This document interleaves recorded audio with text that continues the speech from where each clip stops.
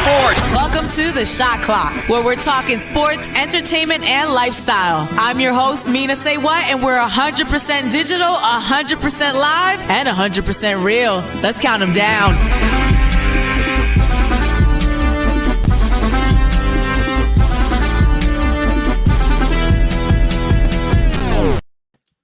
It's the Shot Clock, our digital sports show. I'm Mina SayWhat, your host. Welcome back from Women's History Month.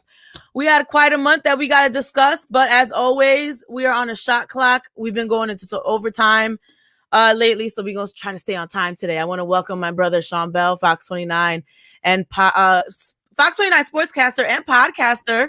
Hey, Sean. What up? What up? What's going on? How you feeling? Good. How's your Easter? I'm feeling good. You know, Easter was chill. A little bit of family. You know what I mean? A little bit of egg.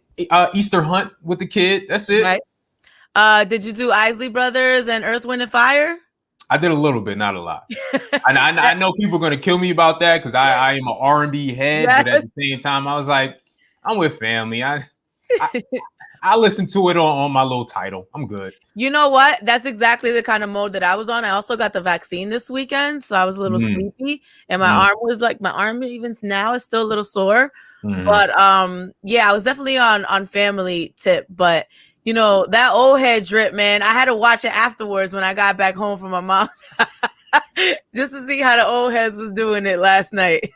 Steve Harvey looking like a Batman villain. Yo, how he came out in a purple suit. You already know what it is. Looking like the Riddler coming in to destroy Batman.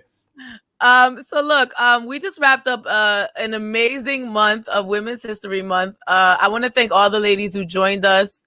You know, we had a roster of ladies. Let's take a look.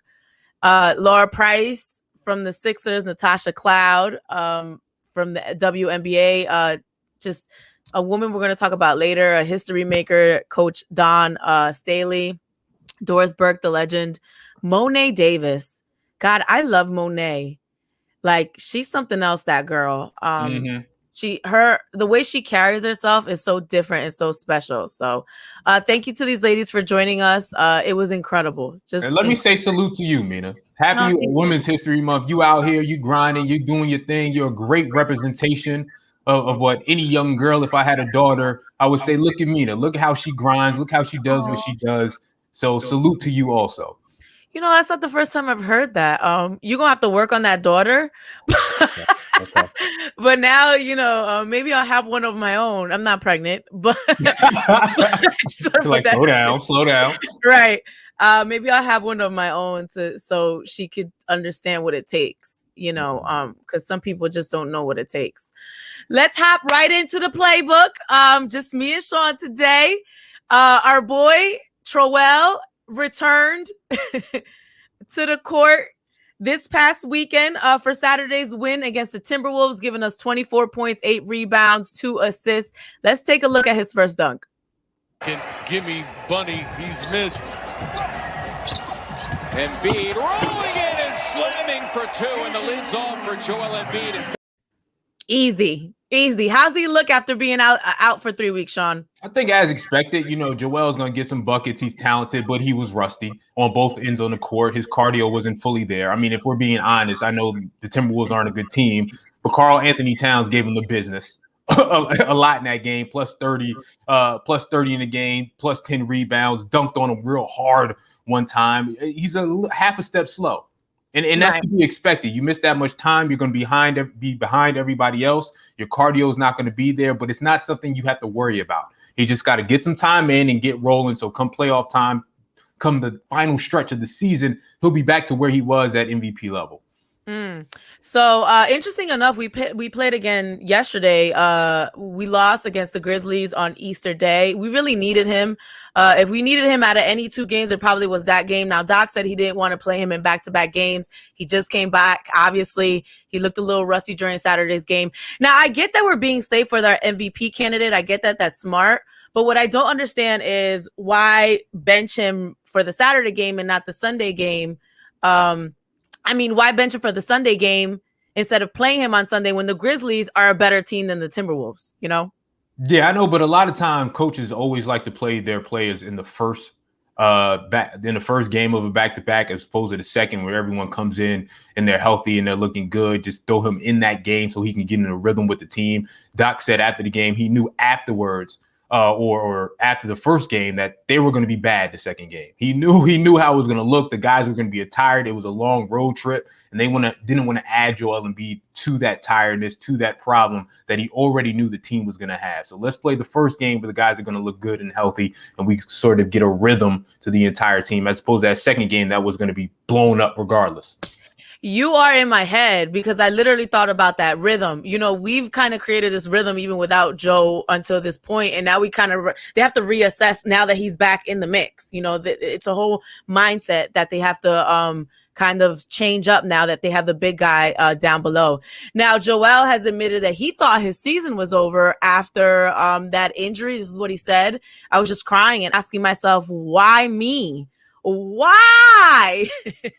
Why does it always happen to me when everything seems to be going well with the team and with myself? Something always has to happen, and I'm glad that it wasn't anything bad. I'm able to get back on the court and help the team go on this championship run. We were on the same level too. Even just watching him fall, we were like, oh my God. And we've gone through it all with this guy, right? He is the bounce back king when it comes to injuries, right, Sean? Listen, with injuries like that, you're always going to assume the worst. I mean, Joel has a ridiculous, if Tobias goes down like that, we're like, Tobias is coming back fine. Even if Ben goes down, we're going to say he's coming back fine because he's only had really one major injury in the beginning of his career. Joel, legs, feet, knees, everything always goes down. And I know people don't like to hear this, but I say all the time, Joel's not going to have the long career that we think. All right. Like big men that are 7 foot plus who get injured in their legs often don't have long careers. So every time he goes down, it's still going to be scary. I'm going to put positive energy out there, and I'm going to say that because he's the bounce back king, somehow he always makes it back. We've seen him through the knee injury, the back injury, the face injury. Do you remember the face injury? I know. We've seen him bounce back from everything. I'm going to put it out there that he's just going to be that guy. He's probably on that sea moss. He's probably on that kale.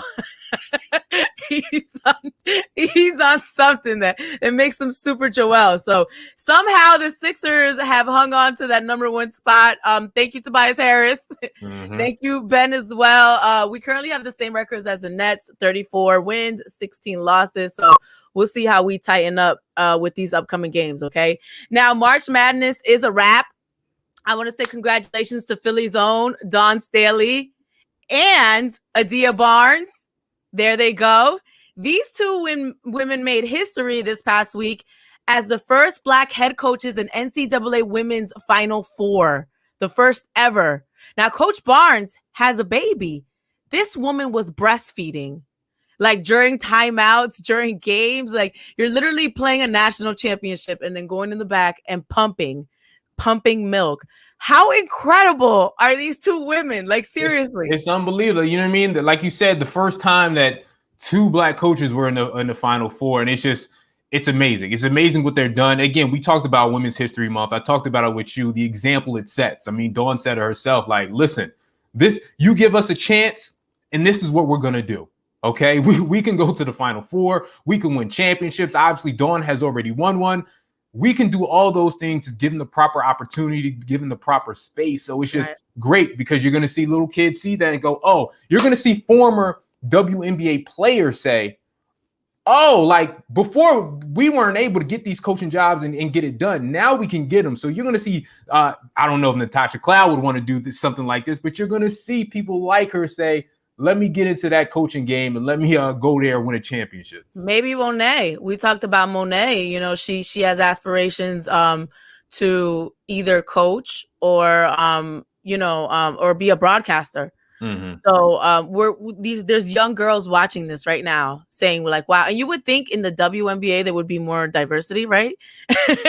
But it's incredible that we're literally watching history right now. Mm-hmm. Now, unfortunately, Coach Barnes and Arizona did lose to Stanford. So we had to say congratulations to Stanford on their first national championship title since 1992. Now there was a picture that was going viral after their win. It seemed like a little Allen Iverson moment. Do you see this? Mm-hmm. It looks like she's stepping over her, but I just think it wasn't that. It wasn't. Right. Yeah, it was the angle. I mean, it's heartache. It's heartache on the ground, and she's not even over her right now. She's actually running past. So next her, right. But salute to Stanford. Listen, they were 31-2 and the number 1 seed, and no one was really talking about them, right? Like normally it's UConn, Baylor, South Carolina. Those are the 3 women's teams that we expect to go to the Final Four, go to the championship, and win it all. Those are 3 teams everyone was talking about, especially UConn this year. Well, UConn every year, but especially this year with their young freshman phenom that was Player of the Year, Bucher. So Stanford said, "Hold up, y'all. Don't forget about us. Don't forget about the West Coast. We do this." So, yeah, salute to Stanford, and sorry for sort of forgetting about you for a little bit. Right. So tonight we wrap up the whole NCAA tournament with the men's game, Baylor versus Gonzaga, 9:20. When we were in the when Nova and Cuse lost in the Sweet 16, I said Gonzaga was going to go all the way, and that's what I'm doubling down on today. What do you think, Sean? Yeah, I had Gonzaga and Baylor in the championship game also. Really? Okay. I did. And I had Gonzaga during the early year. Anybody who watching my shows, I had Gonzaga winning it all. Listen, but don't sleep on Baylor. Baylor made me nervous how dominant they were. Gonzaga, shout out to Jalen Suggs with the star plays at the end of the game. And that one of the greatest shots we've ever seen in Final Four history. Goes up there with Chris Jenkins from Villanova. Yes. So, yeah, I still have to go with Gonzaga, but I'm not as confident as I was before. I'm a little nervous with it. Well, Baylor leads the country in 3-point shooting percentage. So this is not going to be an easy trip. And both of them have something to lose. None of them have won a championship. Yeah. So there's this hunger that they both have. And Gonzaga obviously is a beast. So we'll see what happens tonight, 9:20, as the NCAA men's basketball tournament wraps up. That is the playbook. Let's get into it. One of a word from one of our sponsors. We've seen how far this game can go, so we take it and run. Making moves like nobody. For everybody. We don't move within the lines. We move beyond them. Hennessy, the spirit of the NBA. Welcome back to the Shot Clock, our digital sports show. I'm Mina SayWhat. Sean Bell is joining me. We are about a minute behind, but we will get it done. Now, this weekend, let's get into what's trending. The sequel to the 1996 film Space Jam starring Michael Jordan. Yes, the sequel has arrived. It is called Space Jam: A New Legacy, a.k.a. Space Jam 2, starring LeBron James. The trailer dropped this weekend. Let's watch. Basketball camp is next weekend. You got amazing potential on the court, and I can help you get there. That's not what I want, Dad. You never let me do what I want to do. You never let me just do me. Hold up. Wrong floor. Bet Will Smith ain't got to deal with this. Dad! Down! What in the Matrix hell? Welcome to the space.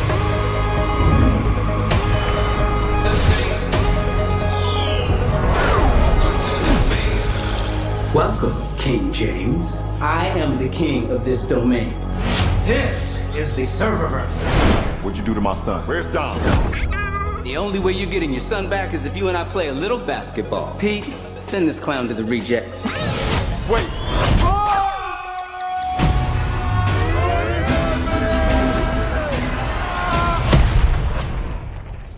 What is this? I'm a cartoon? Meh. What's up, Doc? Come on and ride, baby, ride! I need to assemble an elite team to help get my son back. I know what you're looking for. So shoot, baby, shoot! A dream team. Mom, shoot the ball. Let's try that again, shall we?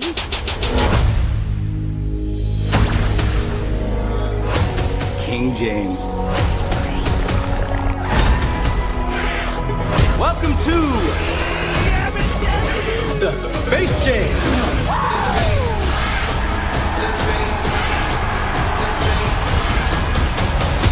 Introducing the Goon Squad.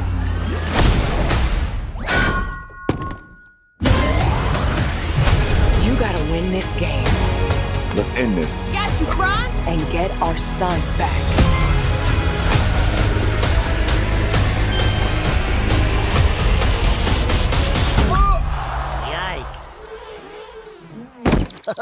Classic. Welcome to the Space Jam.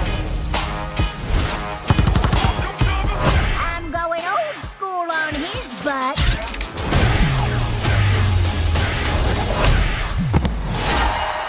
Whoa. Welcome to the Space Jam. Yes, I'm so excited for this. First of all, can we clap it up for Don Cheadle? Because this guy's getting all kinds of money. He's in the Avengers. This is Space Jam. Like, the guy is killing it.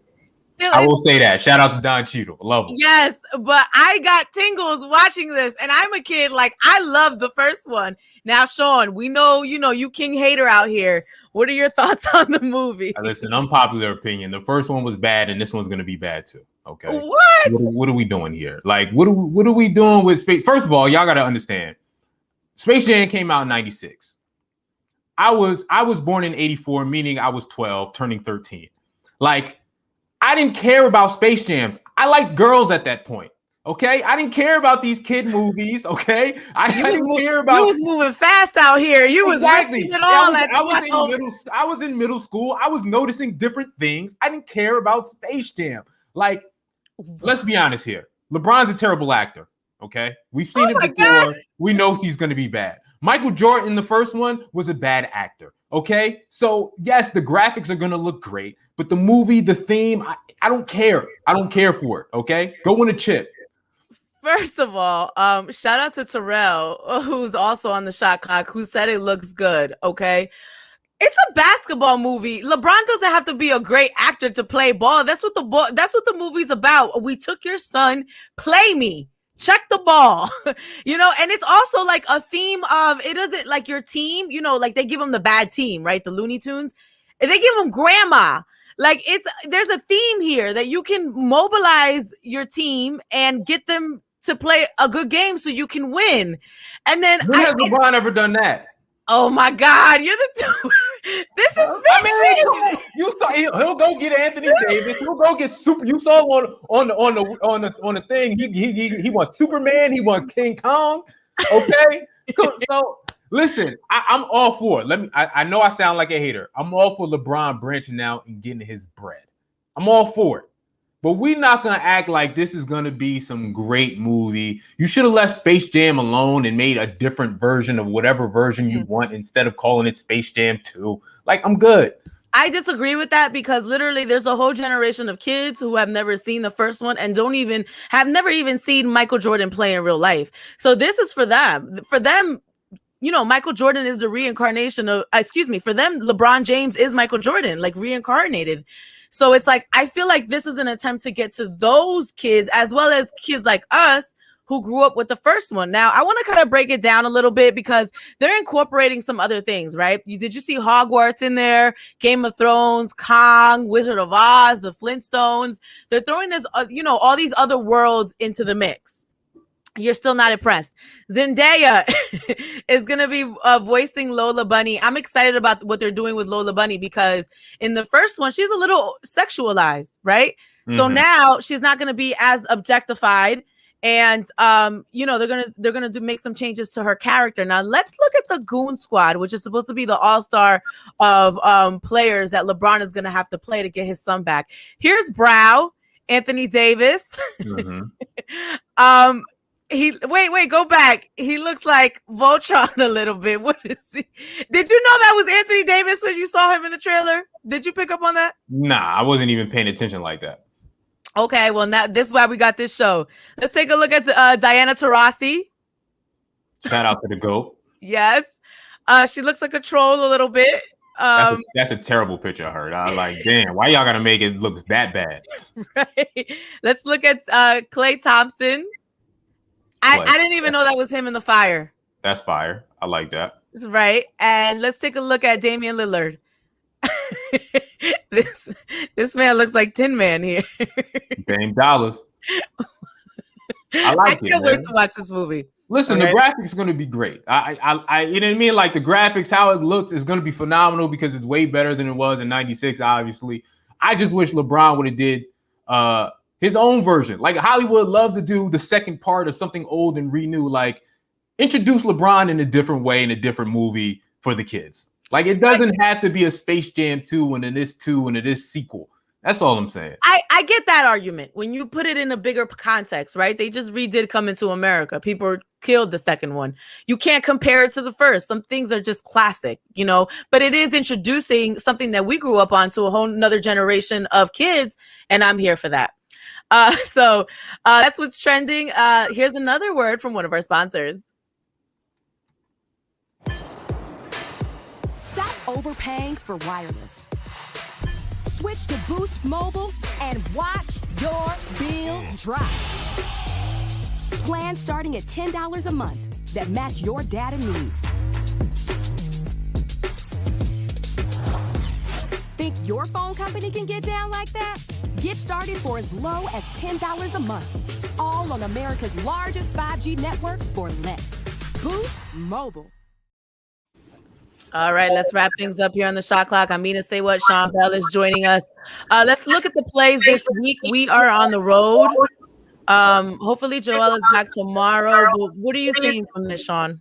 Here's the thing, right? Like I'm always wrong on these because I never know who's playing, right? Like who is Joel playing against the Celtics? I assume he is, so I think they have a pretty good chance. The Pelicans, Zion Williamson and Brandon Ingram they've been out, so who knows? So I don't know who's playing. The only one I know is the Thunder game is going to be a win. The other two depends on who's playing. Okay, well, respectfully, Sean, even before COVID and injuries, you always got this wrong. I was good. I was good before this season. Sean, Sean, you and I, outside of the show, we've been doing this for like 3 going on 4 years now. Hey, I've always been right about the Sixers losing. And you've always been wrong about them winning. No, I have faith in my team. Oh, okay. We're going to ignore that. Today. Exactly. Mm-hmm. Okay. I'm just saying. And let me just say real quick before we end, Terrell commented and said it's going to be mid also, Space Jam. So y'all some old ass haters. That's what y'all are. Okay. Go into it with an open mind. Okay. I'm not seeing this though. Good luck. You know, just go into it. All right. And I forgot to mention it's going to be on HBO Max and then in theaters as well. So that wraps up the Shot Clock. It's our digital sports show. Sean Bell, thank you for joining us as always. Fox 29 sportscaster and podcaster. I'm Mina SayWhat. Thank you to everyone who watched on Facebook, YouTube, Twitch, and Twitter. Thank you to Amir, our producer, JR, our digital guy, Sean, Karan, the whole team. And we'll talk to you next week, Monday, 12 o'clock here on the Shot Clock.